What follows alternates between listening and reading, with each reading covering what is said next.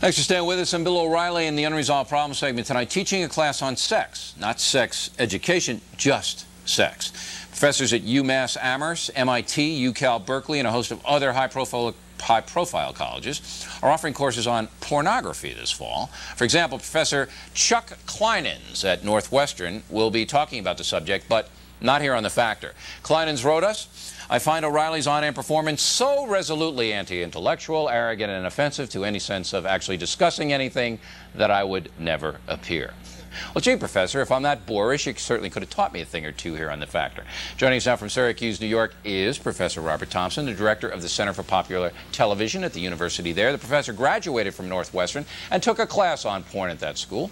And here in the studio, Barnard graduate Ronnie, the editor-in-chief of Playgirl magazine, who wishes she had taken a porn course, but they would never give one at Barnard. I would have studied a lot more if there was one. Would you have? Now look, come on, 3 credits for a pornography course? This is bogus, right?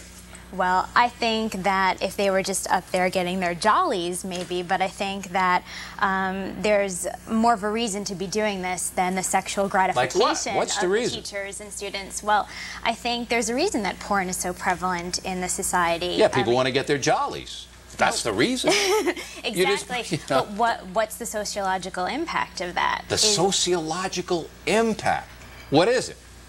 Well, that's the reason to take the course. That there's You know, you're the Playgirl editor. Well, to me, I think that it's a women's issue, first of all. If, you know, women are going to study this, why would you just say, you know, let's discard this as a genre just because it's arousing to people, just because it's intimidating to people? Yeah, but I see this as so bogus. I see this as so bogus. It's fun for a lot of people. They like it. It's sex, so they spend money on it. Professor, am I crazy? You took the course at Northwestern, by the way. You didn't have this pinhead professor that doesn't like me, did you? I did, as a matter of fact. Oh, you had this guy. Call him up. Tell him to come on here. If he's that smart, he can make me look like a schmo. A lot of people do. There's some things I agree with you with, and I'm not here to defend pornography. I'm here to defend some of the classes upon it. There are some courses out there that sound like they're really over the top. There's professors with websites posing with naked strippers. There's someone who, in fact, makes an assignment where you make a pornographic video. I can't think of the possible reason why those kinds of assignments would be of any value. Well, and I can. The guy's a pervert. I mean, that's what he wants. He wants to see his stuff, and the guy's a lecture. But look, let's get to you and your course at Northwestern. What did you learn from that course? Okay, this was a graduate seminar in pornography and sexual imagery, and it in fact was taught by a top-notch scholar. And this guy, the guy who thinks I'm a jerk. Okay. He's a first-rate scholar, as are a number of people who do this stuff. And I think we all have the image that everybody kind of sits down, dims the lights, and you know, watches porn films the whole time. We did a number of different things in there, and it was an enlightening course. All right, tell me one thing you learned, Professor. One of the things we looked at were films, in fact, that are designed and made for people, usually veterans, who come back from battle or whatever and have lost a limb and need to learn how they're going to deal with their wives or their girlfriends or whatever. Okay. Yeah, it's serious kind of business. We also saw other films done by women who were trying to use the image of the body to kind of go against this typical mainstream pornographic All right, Ms. Koenig wants to jump in here now. All right, look. Let me pose a question. You're asking me about a sociological impact. Why do we live in a society where you need to watch porn, where you need to go covertly onto the internet?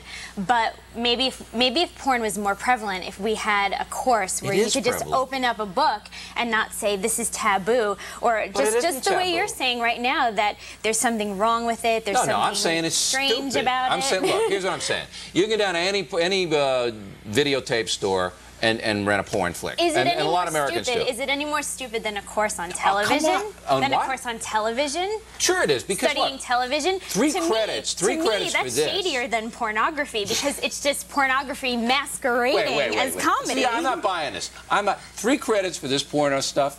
Even though you might have learned something about the veterans coming back, Professor, this is bogus. I'm telling you, you're a graduate student. You're paying a lot of money to get your PhD or your master's. I went to grad school. All right, I would have loved to take the porn course. I'll admit it, because it's a dopey course. I wouldn't have done anything but watch this stuff, and I'm sure I could have got a B on it. Well, maybe a C, because I'm pretty slow, and I'm Irish. But there is something to say about a culture by the way that it entertains itself. The same way every culture likes this stuff. Then why I don't think that's the case. Why is it so covert then? Yeah, if everyone covert. likes it. Your magazine, likes it from the beginning of time. Look, your magazine, it's not covert. It's on. Yes, it's it everywhere. is. It has to be mailed in a plain brown wrapper. Well, it should. It's got naked guys running around, standing next to Well, there you go. And tanks. what is wrong with the naked guy? I don't know. Do you go to museums? All right, do you go to museums? Look. If there's a 7-year-old girl there, I don't want her opening up your thing and seeing some naked guy standing next to a tree. All right, I don't want that. Would you let a 7-year-old girl into a museum? No, I wouldn't, but maybe she's wandering around. So I'm glad your magazine is in the cellophane paper. I'd like to put some guests in the cellophane paper, but not you, Professor. Now, I'm saying that all cultures like this stuff. It's base human instinct. You're putting a bow on it that doesn't deserve to be there. Why am I wrong? Well, the bow isn't being put on it in most of these classes that are done responsibly. The fact remains that this is, as you say, it is everywhere. This is a multi-billion-dollar industry. There's over 10,000 films made.